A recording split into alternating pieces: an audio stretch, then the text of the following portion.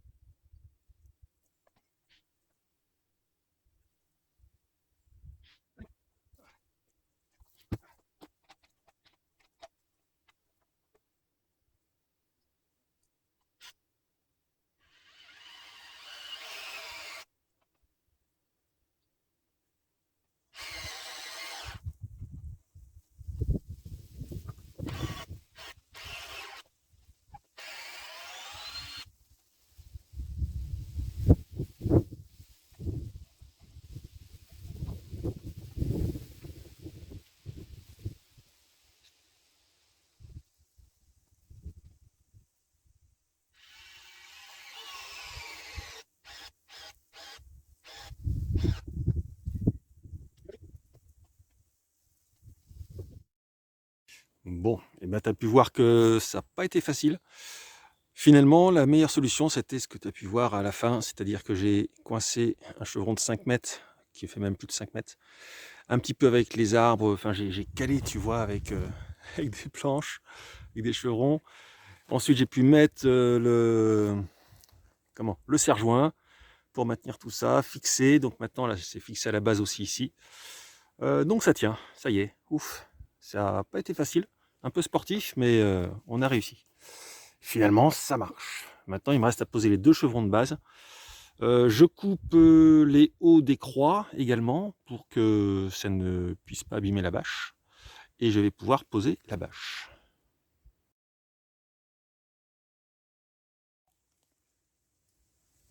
Regarde ça. J'espère qu'on va les revoir. Les poissons sont vivants. Ils sont venus manger. Il m'a semblé voir un reflet. Je me suis dit, oh tiens. Bon, alors là, ça y est. Et vu que je suis revenu, j'ai peut-être fait un peu trop de bruit. Et ils ont déjà un peu mangé. Ah ça y est, regarde. Ils remontent. Et en fait, ben, j'en ai 6 maintenant. Les 6 sont vivants.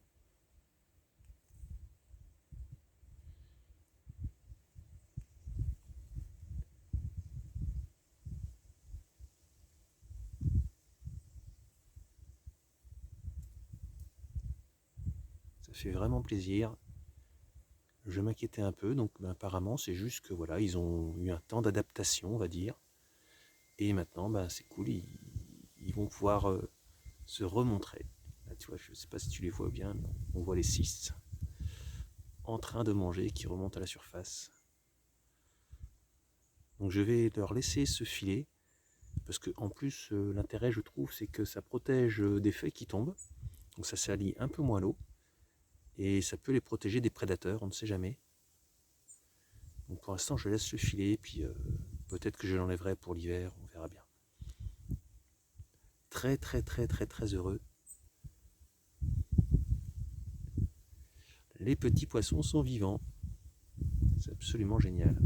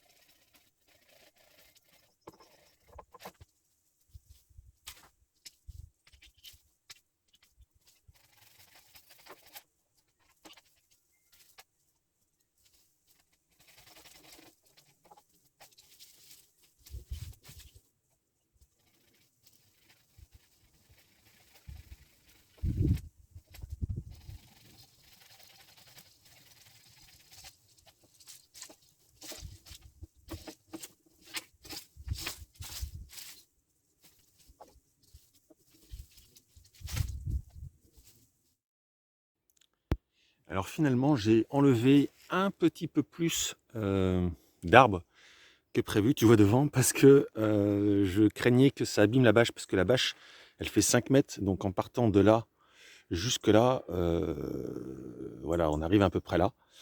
Donc l'idée c'est que faut pas que les arbres puissent l'abîmer, parce que moi ça va me faire on va dire un auvent un peu devant pour travailler. Ça va bien protéger ce côté parce que c'est le côté sud-ouest. Donc c'est souvent par là que la pluie et le vent arrivent. Donc comme ça fait une petite avancée. Et le principe, c'est que comme ça devrait plutôt pas mal se passer. Et là, au moins, les arbres ne vont pas abîmer la bâche. J'ai encore laissé les quelques petits derrière.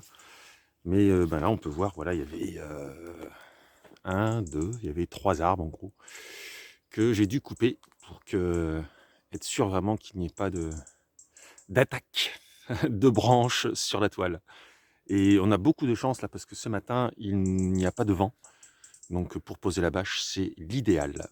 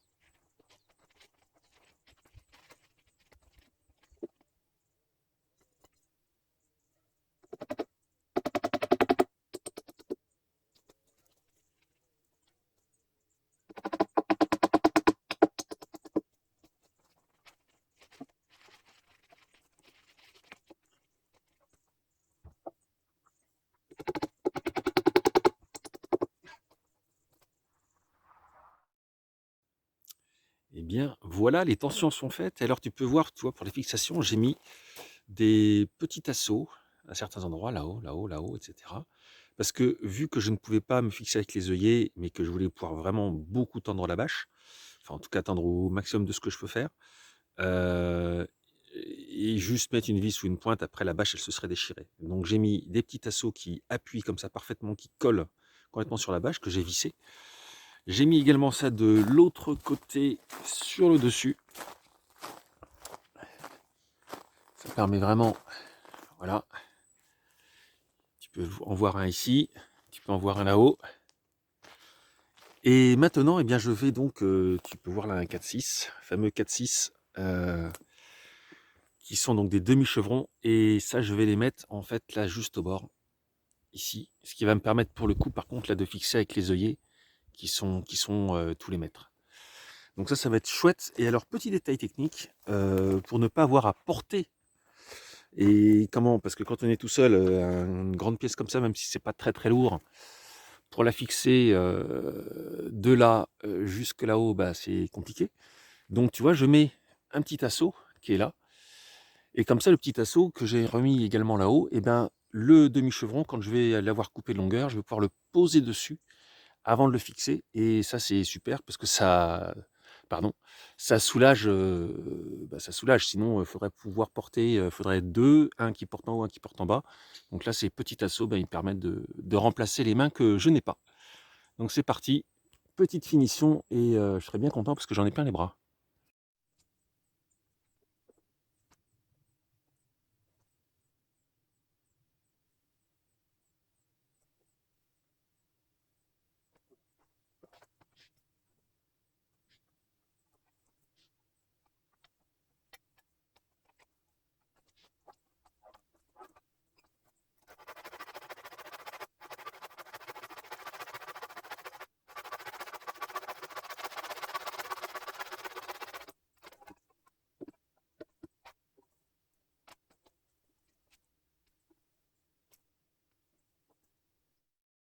Eh bien, ça y est, c'est protégé.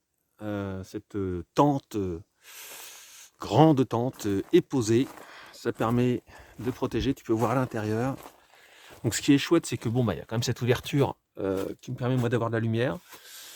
Voilà, ça fait ça. Et ça va me permettre, même quand il va pleuvoir là, de débarrasser à l'intérieur. Puis après, au fur et à mesure, tu vois, de pouvoir refaire aussi le mur. Même s'il pleut, ben en fait, je pourrais faire le mur de l'intérieur. Et donc, pareil de ce côté-là. Et vu que j'ai fait prolonger également ici, bien là, tu vois, voilà, je peux, s'il faut aussi passer de ce côté-là, en extérieur pour travailler un peu. Enfin, voilà, c'est vraiment bien, je suis content. Je suis bien content que ce soit fini parce que franchement, c'était assez physique, avec les bras en l'air. Et puis voilà, l'autre côté. Et alors, j'ai vraiment eu un super outil. Tu as dû le voir peut-être, c'est ça. C'était un balai. Et ben, le balai, franchement, il va bien aider pour étendre un peu les bras et puis pouvoir positionner la bâche au fur et à mesure, parce que c'était compliqué. Donc je suis plutôt content. Là, je pense qu'il n'y aura pas de creux avec l'eau qui va stagner, parce que ben, vraiment la bâche est tendue, vraiment bien tendue. Donc c'est plutôt cool. Ça me fait vraiment plaisir. Donc voilà. Heureux de ce résultat. Maintenant, il ne me reste plus qu'à continuer. Bon, alors c'est chouette parce que tu peux voir que la bâche bouge un peu. Mais donc là, c'est le vent qui arrive en même temps que la pluie arrive. Et il y a eu des beaucoup plus gros coups de vent là qu'à l'instant où je filme. Mais tout tient. Ça bouge un peu, c'est bien. Mais voilà. Ça ne s'arrache pas et ça reste en place. C'est chouette.